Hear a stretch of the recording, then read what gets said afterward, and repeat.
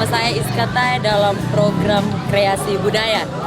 Pemirsa, rumah adat merupakan bangunan yang memiliki ciri khas khusus dan digunakan sebagai tempat berkumpul oleh suatu komunitas masyarakat adat tertentu. Begitu pula yang terjadi dengan suku Agu. Ingin tahu bagaimana selengkapnya? Mari ikuti saya.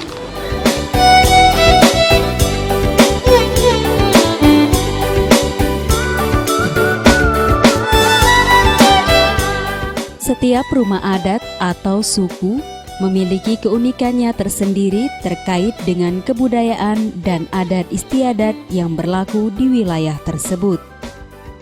Salah satunya adalah suku Bunak, khususnya suku Agu, yang merupakan salah satu suku yang berada di Kabupaten Belu, Provinsi Nusa Tenggara Timur.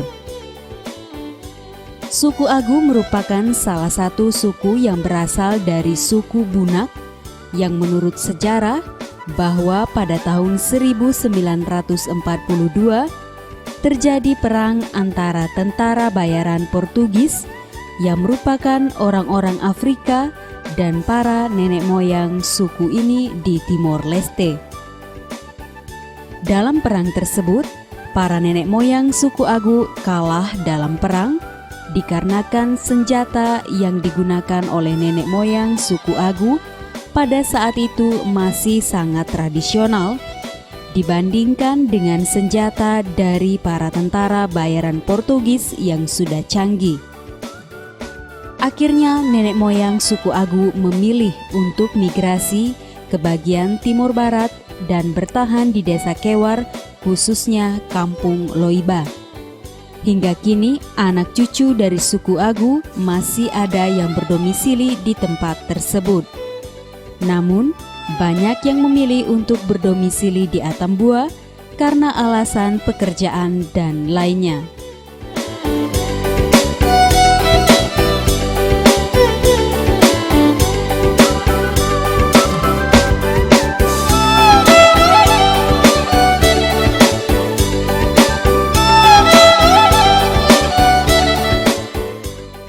Pemirsa, saat ini saya sedang bersama dengan Bapak Casimiro dos Santos yang merupakan Ketua Suku Agu. Bapak Casimiro dos Santos, mungkin Bapak bisa jelaskan sedikit sejarah mengenai suku Agu mulai dari Timor Leste hingga bisa sampai ke Atambua.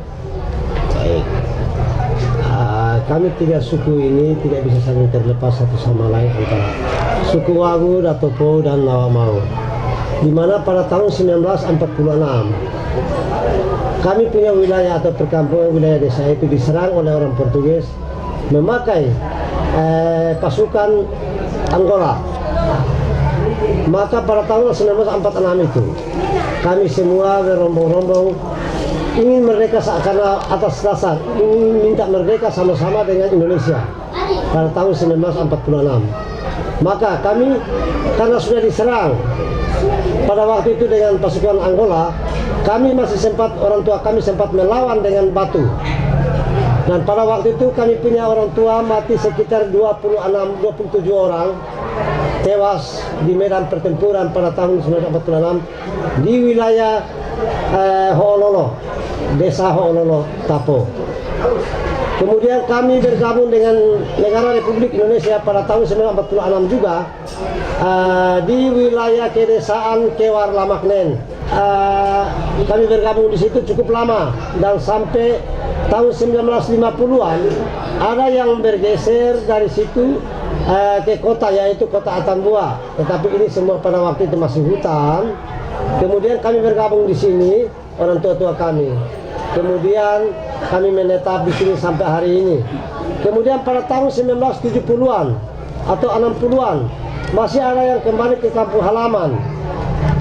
Setelah sampai di kampung halaman kembali lagi membangun wilayah kampung itu di Timor Leste.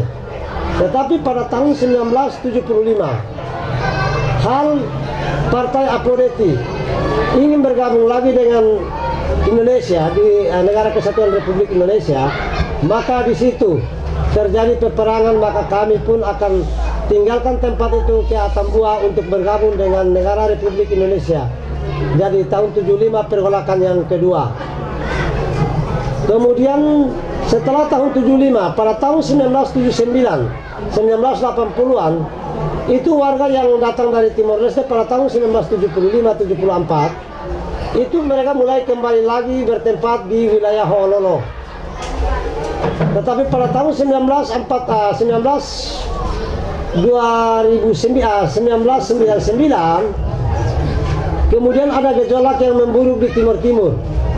Maka kami kembali lagi, karena kami dianggap sudah menjual negara Timor Leste kepada Indonesia, Timor Barat Indonesia, maka kami dihina dan diejek dan segala macam. Maka kami akan bergeser lagi dari wilayah semula ke wilayah Atambua, Nusa Tenggara Timur, untuk bergabung kembali dengan warga-warga yang sudah lama tinggal di sini, yang masih ada sisa tinggal menetap di sini.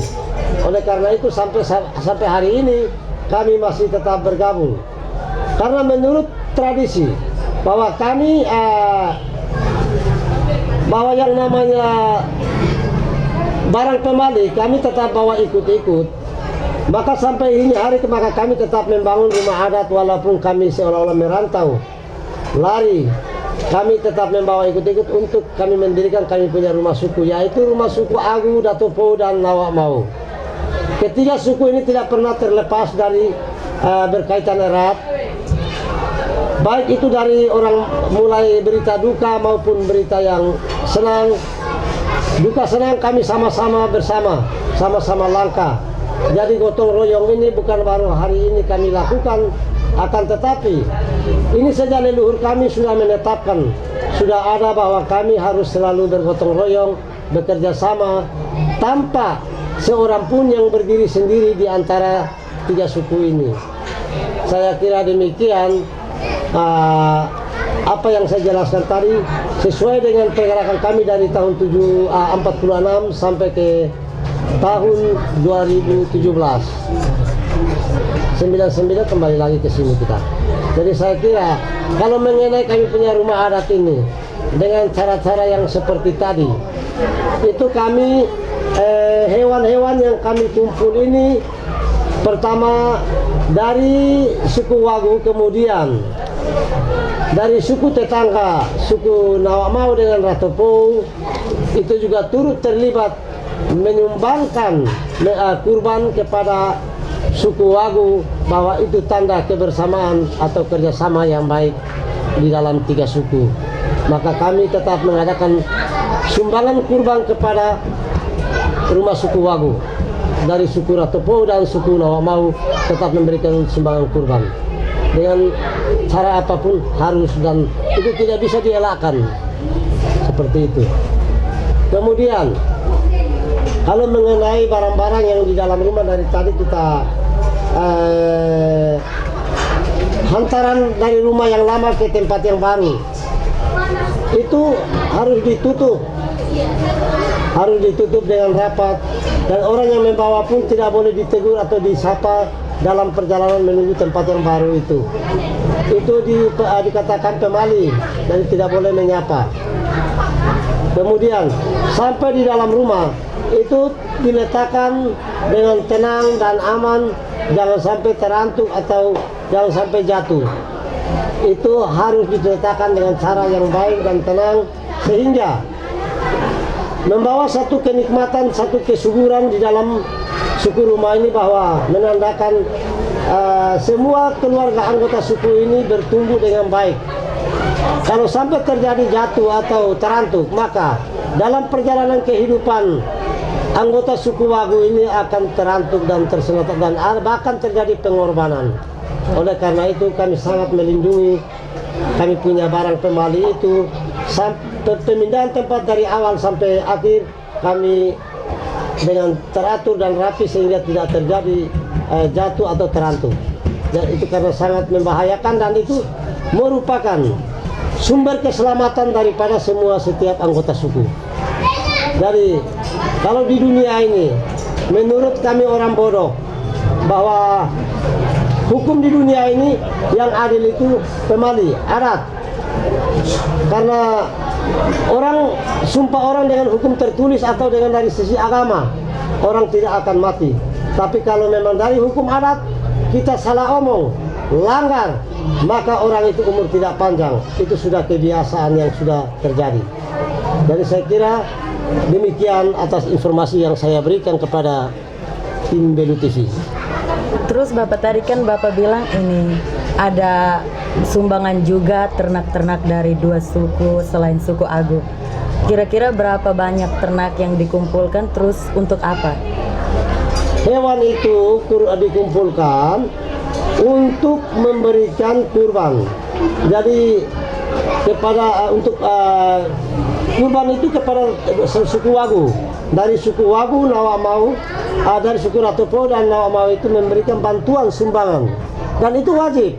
Jika kami tidak melakukan, kami tidak memberikan kurban kepada suku Wagu, maka leluhur akan menegur kami, menyapa kami bahwa kenapa kamu tidak mau menjalankan hubungan kekerabatan atau gotong royong yang kami tinggalkan, kenapa kamu tidak mau lanjutkan? Ini kami disapa atau ditegur, nanti kami yang mengalami berbagai macam penyakit bisa menyerang kami. Maka kami menghindari dari itu, kami harus mengikuti pesan-pesan leluhur yang telah ditinggalkan kepada kami. Terus Bapak berapa banyak ternak yang telah dikumpulkan? Mungkin jumlahnya ada berapa?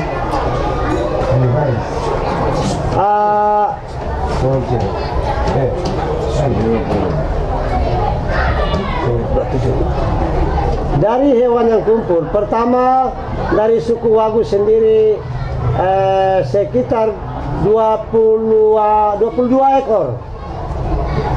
Itu dari suku induk, suku Wagu. Kemudian dari suku Ratopo ada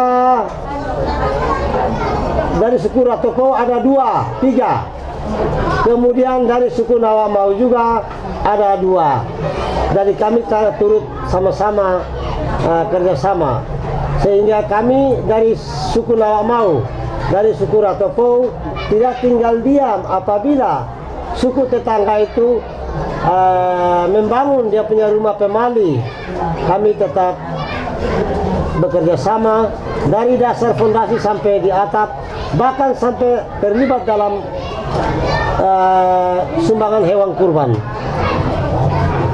Ya Bapak, terus ini berikutnya mengenai ritual adat.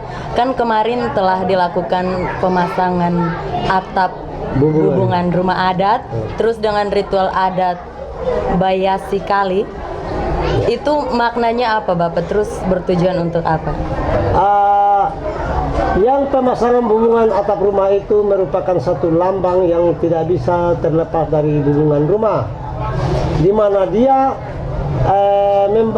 menaruh di atas atap rumah bahwa itu memang sudah sejak melahir tumbuh sudah membawa dia punya arti tersendiri, yaitu itu harus dibangun karena itu harus kokoh dan kuat. Jika tidak memakai itu, orang tidak mengenal bahwa itu sebagai rumah suku atau rumah adat.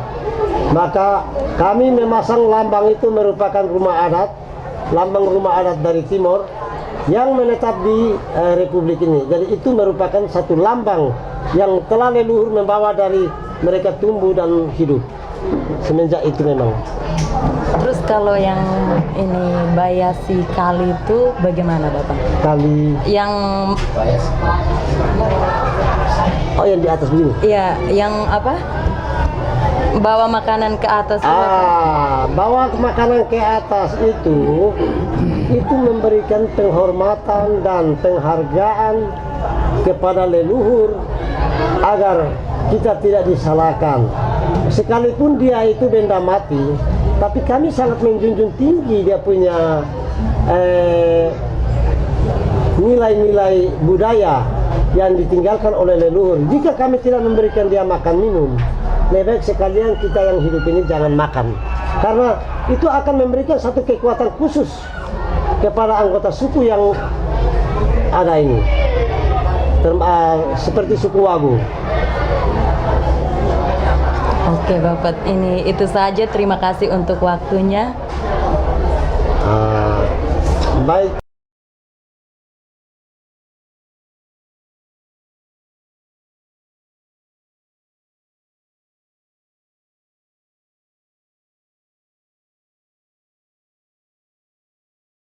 Anak cucu dari suku Agu sebagian besar berdomisili di kota Atambua dan sekitarnya, sehingga mereka bersepakat untuk mendirikan rumah sukunya di Fatu Benao secara gotong royong. Sesuai dengan adat dan tradisi mereka, maka sebuah rumah tinggal maupun rumah suku sebelum dihuni terlebih dahulu dilakukan ritual adat pendinginan atau peresmian. Makna dari pendinginan rumah adat adalah agar penghuni rumah atau anak cucu dari suku tersebut dijauhi dari malapetaka dan selalu mendapat berkat. Dalam ritual adat dan tradisi pendinginan rumah suku, terdapat beberapa tahapan yang dilalui, yakni tahapan awal, sapaan atau tase tawaka dalam bahasa Bunak. Sapaan ini dilakukan oleh seorang tetua adat dari suku Agu guna menyambut kedatangan para tamu. Hai, tolong buku begina. Hai, betul orang aira. Hai, betul orang dah. Hai, tolong cewek. Hai, tolong cewek.